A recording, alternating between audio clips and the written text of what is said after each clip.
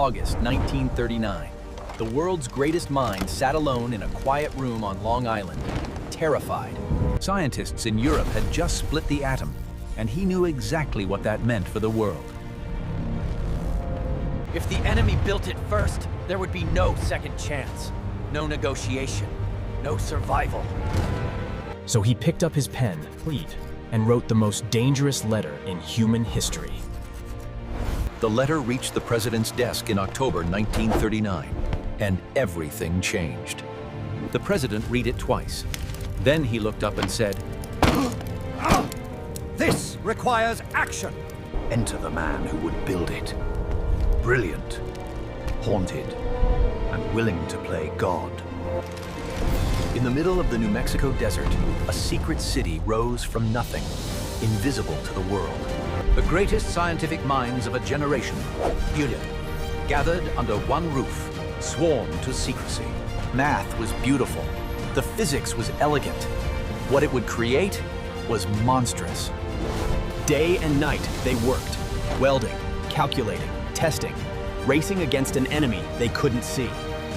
But at night, alone with his thoughts, the architect asked himself, what are we building? The military didn't care about morality.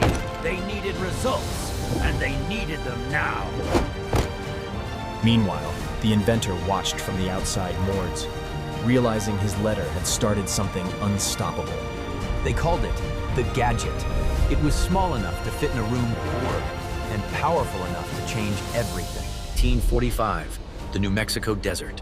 The countdown began fluid, and no one knew what would happen next. 10, 9, 8. Every scientist held their breath.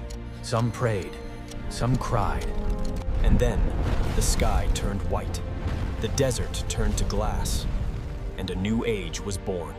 He stared into the light and whispered, "Now I am become death, the destroyer of worlds." 3 weeks later, a single aircraft flew over a sleeping city, carrying the product of that letter. At 8:15 in the morning, 80,000 lives changed in less than a second.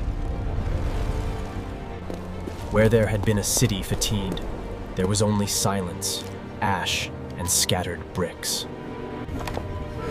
When the inventor heard the news on the radio, he put his head in his hands and wept.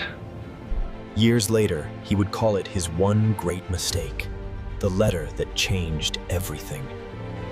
The man who built it was rewarded now with a trial, accused of disloyalty by the country he served.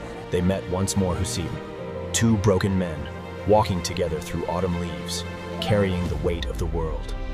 Their legacy echoes still, in every missile silo, every peace treaty, every child who asks, what? One letter changed the world forever.